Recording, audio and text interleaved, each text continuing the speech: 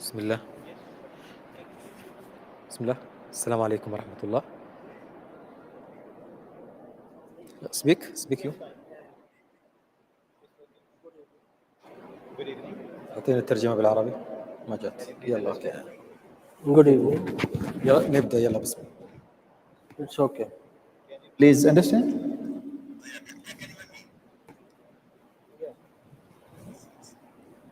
ثاقب. صح نبدأ. يلا بسم الله. حياكم الله في هذه الجلسة الثانية لهذا المساء في معرض الملتقى ومعرض الموارد البشرية في نسخته الخامسة. الموضوع هذه الجلسة الرابعة لهذا اليوم اللي هو تجارب الشراكات الدولية في قطاع الموارد البشرية، قراءة في التجربة الباكستانية. طبعا باكستان من أكثر الدول التي لديها قوى عاملة استطاعت أن تصدر حتى هذه القوى العاملة إلى خارج القطر الباكستاني. المملكة تحتضن عدد كبير من العمالة الباكستانية، تقريبا ما يقارب 1,000,000 عامل باكستاني هنا في المملكة، إن لم تخني الذاكرة. تصحيح المعلومة إن كان أكثر من 1,000,000. Around 3 million. 2 مليون. ثاني أكبر جالية في المملكة الجالية الباكستانية. طيب دعوني أرحب بالضيوف هذه الجلسة. ثاقب علي خان محمد، ملحق الرعاية الاجتماعية في السفارة الباكستانية في الرياض. مرحبا أستاذ ثاقب.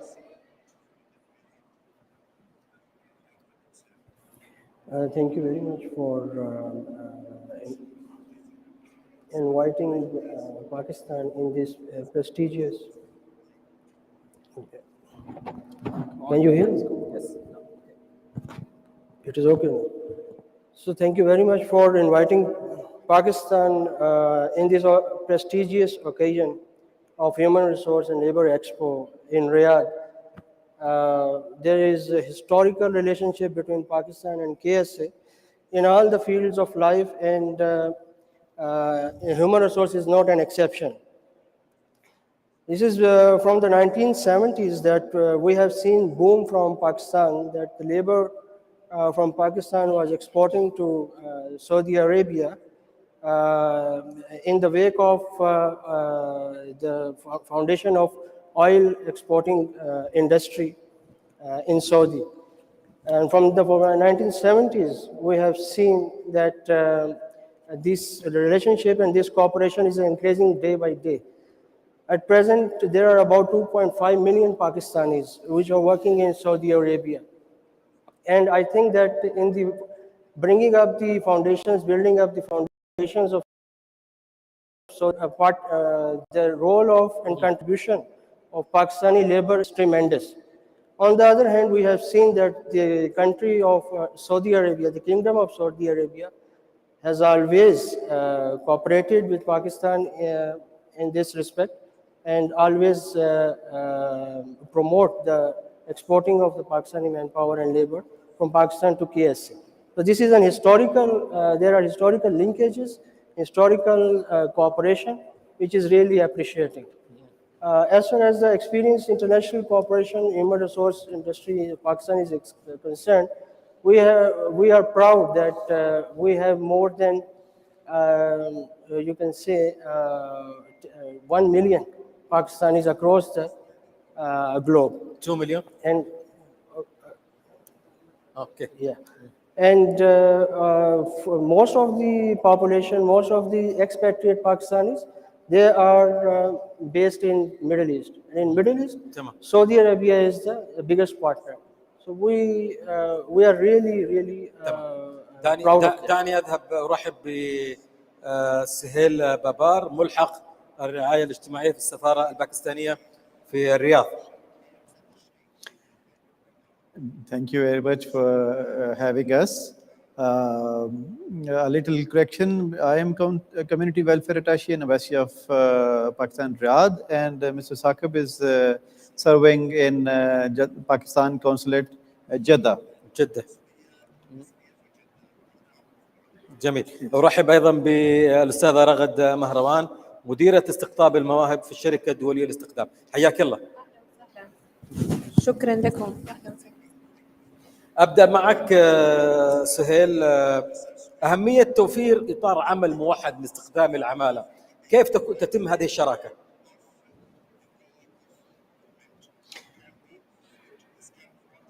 Thank you so much. This is really important question, and it is really necessary to have good partnerships. It's a good bond between the sending and the receiving country, and it is really necessary that we have a strong partnership, and through the partnership, we are in a position to overcome the challenges, to address the difficulties that we face during the whole migration process.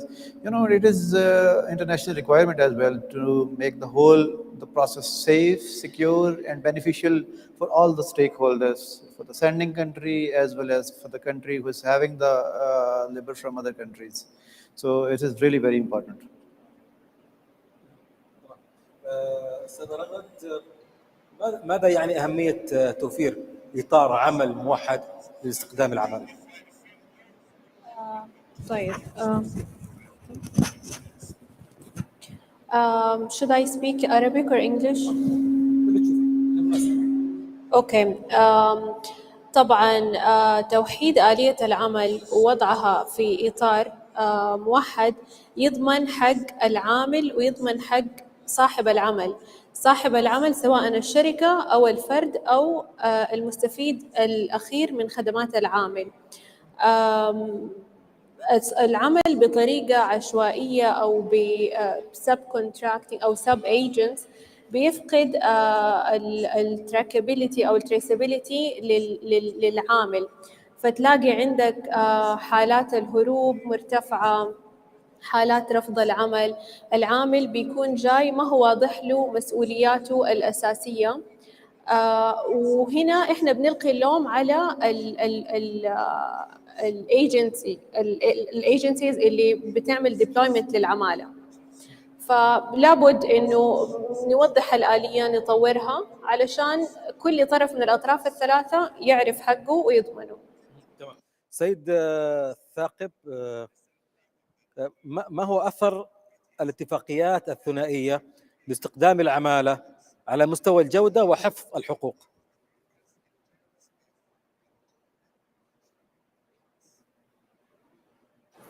Yeah, the bilateral agreements, as you know, that between the two countries, whenever they exist, the rights and responsibilities are well defined.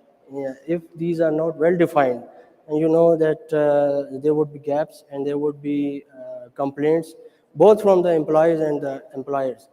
And in the wake of globalization, when the migration is too fast from the past now, these kinds of bilateral agreements are very much necessary to safeguard the interests, rights, and responsibilities of both employees and employers. As far as Pakistan is concerned, we have seen those Pakistanis who are working in Saudi Arabia. We have seen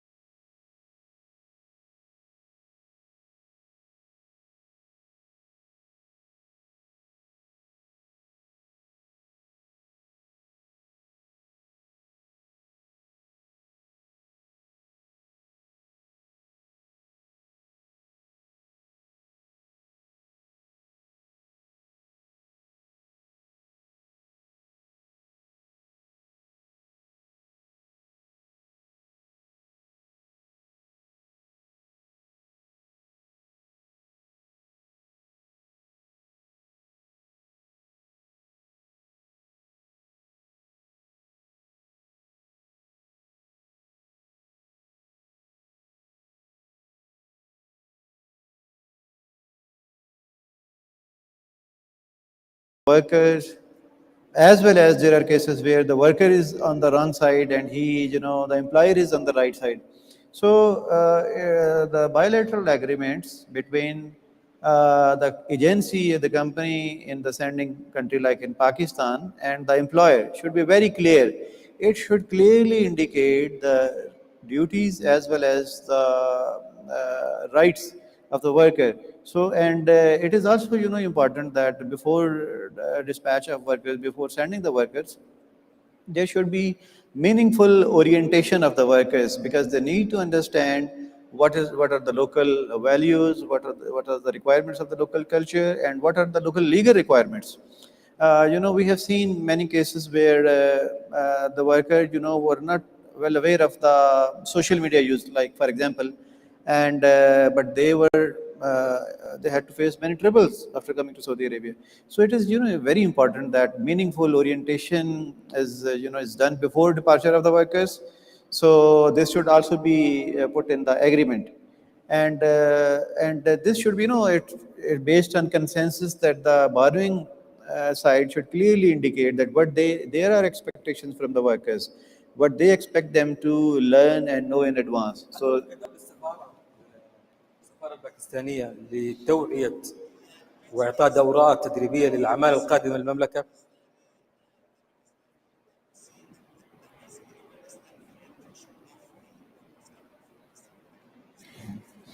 again, it's very pertinent, because whatever we feel, since I told that we are directly dealing, so we give our feedback to our Ministry of Labor in Pakistan, and we tell them, what are the areas where workers need to know, because we have seen a lot of examples, on daily basis, that if the worker knew those things in advance, he could have avoided those troubles.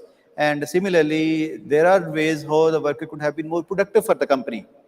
So, we keep on sending the observations and recommendations to the ministry that they should keep focus, and they should give basic training to the workers before sending them. استاذ رغد، هذه الاتفاقيات الثنائيه بين البلدين، انت كمديره استقطاب في استقطاب المواهب في مؤسسه الدولية الاستقدام، ماذا تعني لك هذه الاتفاقيه، وما ابرز الجوانب التي تكون مهتمه انت فيها؟ معلش للتوضيح، تقصد الاتفاقيات بين الدولتين او بين جهتين بين الدولتين. العمل؟ بين الدولتين أكيد يكون في، طبعا إحنا الآن بنستقطب جميع الكفاءات، ابتداء من السينيور مانجمنت، الأيدي العاملة المهنية، نزولا إلى النون سكيلد أو العمالة الغير مهنية. حاليا في تنظيمات من الملحقية الثقافية في السعودية في باكستان بخصوص الجهات المعتمدة للعمالة المهنية، فهذا الشيء صار ياخذ وقت أطول، ما كان في awareness قبلها بوقت كافي بالتغييرات اللي راح تحدث، أو بتجديد البنود اللي سيوافق عليها، فبالتالي حصل عندنا تعطيل جزء نوعيا في سير العمل. فهذه الأشياء لو يتم الاتفاق عليها بصورة أشمل ومن باب تسريع الإجراءات، فحيكون لها أثر إيجابي. كشركة استقدام، يعني يهمكم أن تكون الوكالات الموجودة في الدول المصدرة للعمالة أنها ذات تأهيل وذات جودة، كيف تتم قياس هذه المكاتب وجودتها؟ طيب، عملية القياس هي نوعاً ما كريتيكال، لأنه أنت بتتكلم في النهاية عن أيدي عاملة. نيجي للعمالة المهنية، زي ما ذكرت يكون مصادق على شهاداتها المهنية من الملحق الثقافي. أما فيما يخص العمالة الغير مهنية، فنحن بنقوم بشيء إضافي من طرفنا، بنرسل أشخاص مهنيين بيعملوا لهم اختبار، بيعملوا هايرنج كامبين، ولأنه غالباً الاختيار من الوكالات بيكون أو معاييرهم بتختلف عننا، فإحنا لابد إنه يكون لينا أحد هناك اون سبوت، يعني بيعمل عملية السكرينينج والشورت ليستنج والسلكشن للكانديديتس. جميل. سيد ثاقب، كيف تكون آلية التدريب قبل الإرسال للعمالة؟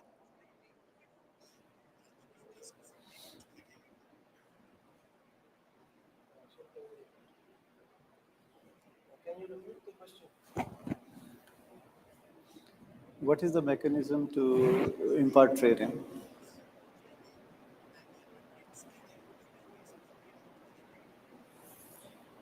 This actually this depends upon the particular circumstances of that country that is exporting the labor from that particular country to KS or any other country. And you know that there are cultural aspects, there are economic aspects, there are social aspects, and there are educational aspects. If you look at the educational aspects, the literacy rate of the country, it makes a big role. If the literacy rate is not good, then you have to make more effort into the training of that labor to send them to other country.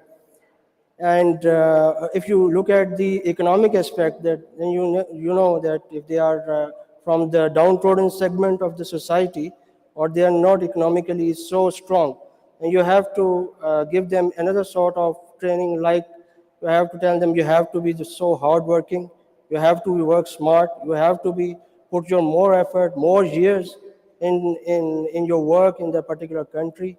And from the cultural and social aspect, you know, this is, I think, the most important one. Whenever the labor goes to some other country, he brings his own social norms and social culture to that other country. And to know about the social norms and the culture of that country, this would make him successful in that particular country. So that's why these are all the aspects, social, economic, cultural aspect that we have to take into account while making any training plan or training format for the particular labor. سيد سهيل، ما هي النقاط التي تتطلبوها من الجانب السعودي تجاه العمالة الباكستانية؟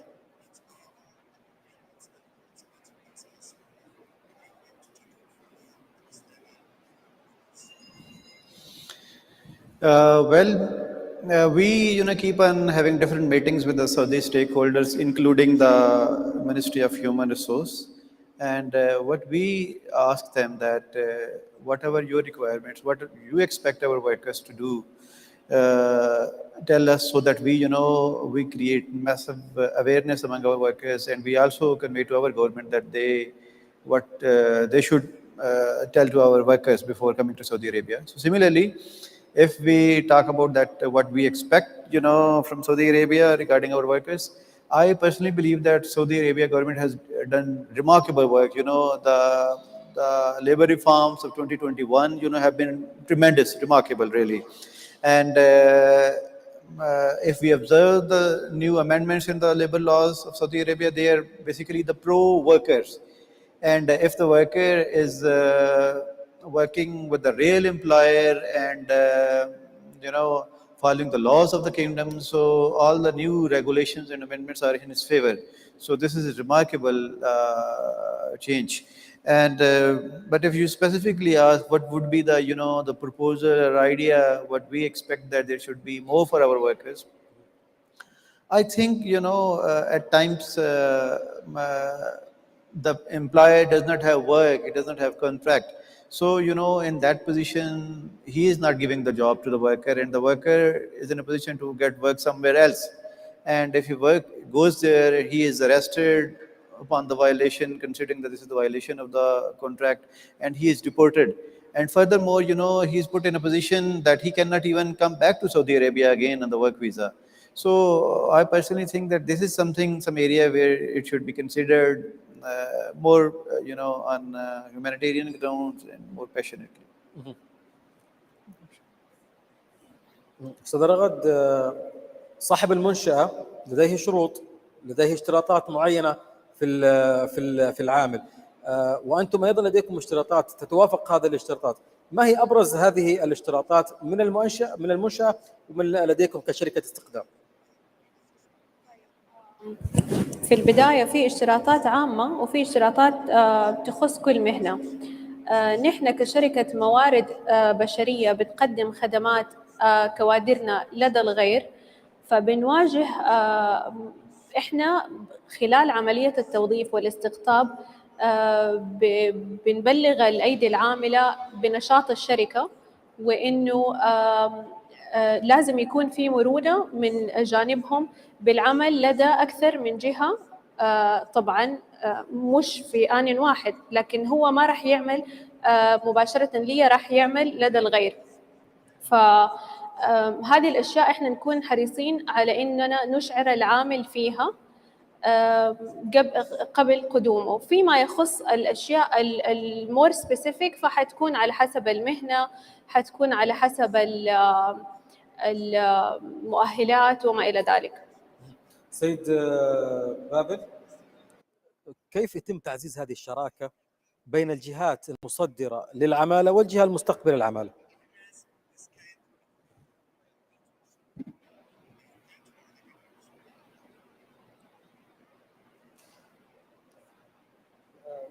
What specific kind of partnership? No, my question is what kind of specific partnership you are asking about?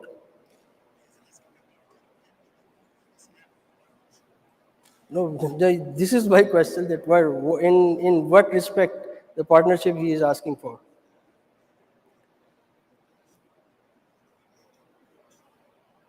الشراكة الثقافية، الاجتماعية، الاقتصادية companies للعمالة. Okay, right. For this, we have to look at from the macro level to the micro level. At the macro level, we have the two governments, and for the two governments, we can target at the ministerial level.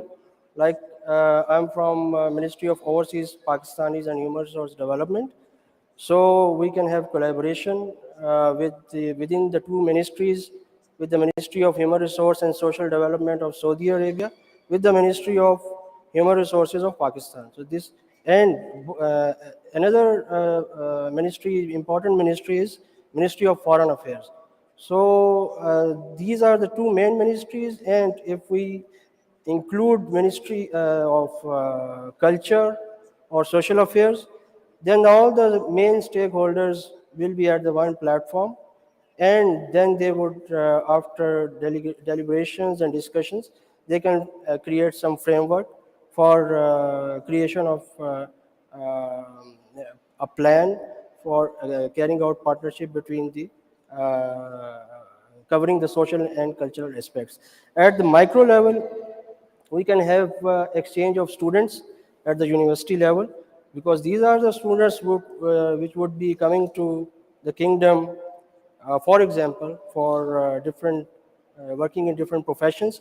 So when at the micro level, at the base level, they are already having collaboration with the education institutions, they would be well aware of differences in cultures. When they come to the kingdom, there would be no cultural shock for them. So these are, I think, at the macro and both micro level, we need to work.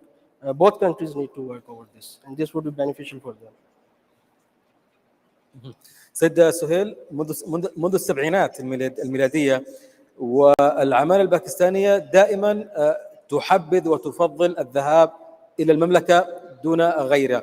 لماذا العامل الباكستاني فقط يريد الذهاب إلى المملكة بالمقام الأول؟ ما هو السر؟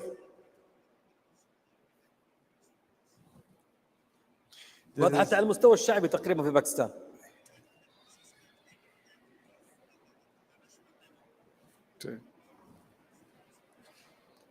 This is really very important, honestly. Since I personally say that since my childhood, the most, the country where I would have wished to visit is Saudi Arabia. So same goes for every Pakistani, every Pakistani considers Saudi Arabia as his own country. He loves Saudi Arabia as his own country, and there are fundamental reasons behind this. And you would be amazed to know that during the last year, 62% of the total Pakistani workers who went abroad for the jobs, 62% came to Saudi Arabia. So you can understand the passion and, the desire to visit Saudi Arabia. So there are, religious, cultural, historical, many reasons for love for Saudi Arabia. So every Pakistani, loves Saudi Arabia from the core of his heart. And that's when, the other, apart from these reasons, the other reasons that since a lot of Pakistanis are working in Saudi Arabia, so anyone who desires to work here, so he has already a contact here. His cousin might be working, his class fellow, or anyone else from his city or village is already working here. So it becomes easy for him to to get job here, and he's also familiar with the culture. So these are the reasons. That's why Pakistanis love to come to Saudi Arabia. أستاذ رغد، أبرز المهن التي يعمل عليها العامل الباكستاني في المملكة بالترتيب. طيب، لا يخفى عليكم أنه المواطنين الباكستانيين لديهم كفاءات عالية جدا متواجدة حول العالم وبمناصب قيادية. نحن كشركة استقدام دولية عندنا تقريبا سنويا بنستقطب ما يقارب 1000 مواطن باكستاني للعمل لدينا. غالبيتها العظمى تكون من الذكور. أكثر تركيز أو المهنة اللي بنركز عليها أكثر شيء هي الإنشاءات والسائقين النقل الثقيل، وفي مهن أخرى فنيين يعني بنسب أقل. السيد بابل، في ختام هذه الجلسة، ما هي الرسالة التي توجهها للعامل الباكستاني وللمنشأة التي تستقطب هذا العامل؟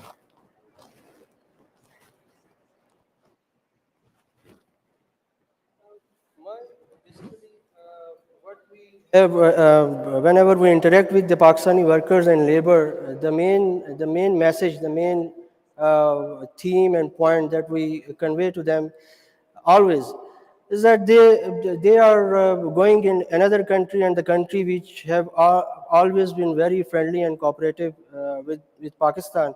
So you are the ambassador. Every Pakistani who is working here is like the ambassador of his country, his or her country. So they have to behave in a manner which is respectful, which is decent, and which is very professional for them, as well as for the employer, for the company for which they are working. So this is the main message that we convey to them, because we are very proud, and we are convinced that the Pakistani labor is one of the most resilient and one of the most hardworking labor in the country, and especially in the kingdom, because the weather is extreme in the kingdom. In these extreme conditions, specifically the Pakistani labor is the most successful. They are very well qualified. They are hard work. All the qualities are there. We send them to the kingdom with the message that they have to behave well. They have to respect the cultural norms and social norms of the kingdom, and so that we all should be proud of them. Thank you. سيد سهيل، ذات السؤال. The same question. Okay. Very simple message. Pakistanis come here with a lot of expectations, and they have a lot of respect for Saudi Arabia and love for Saudi Arabia.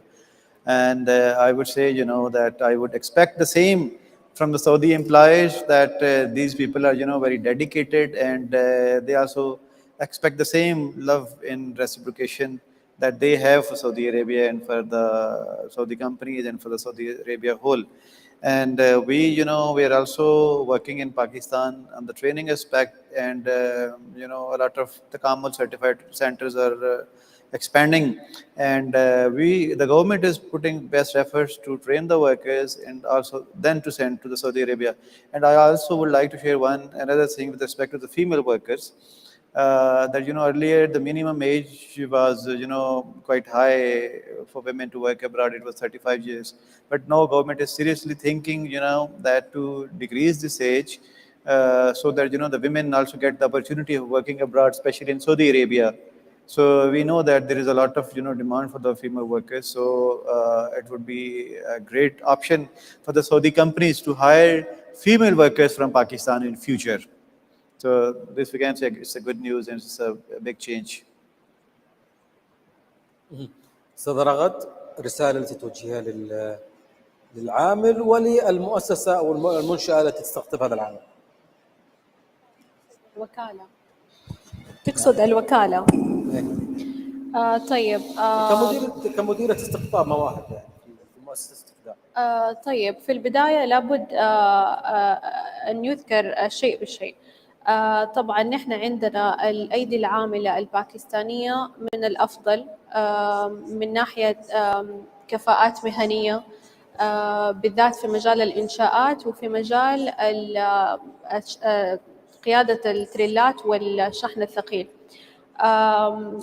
تعتبر من أقل الدول نسبة في مشاكل، أكثرهم انضباط.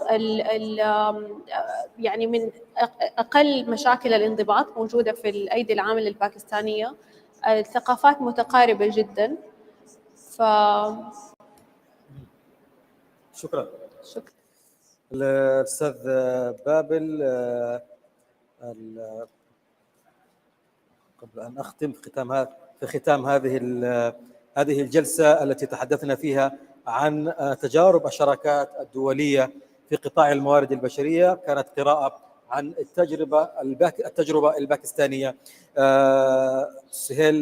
سيد ثاقب علي خان، ملحق الرعاية الاجتماعية في السفارة الباكستانية، والسيد سهيل بابار، ملحق الرعاية الاجتماعية أيضا في السفارة الباكستانية، والأستاذة رغد من شركة الدولية الاستقدام. شكرا لكم، شكرا للإخوة الحضور. ختاما، باكستان زندبات. شكرا. يعطيكم العافية. أدعو الآن إلى المسرح الدكتورة إلهام أبو سرهد، الرئيس التنفيذي للشركة الدولية للاستخدام، لتسليم الدروع التذكارية للمتحدثين.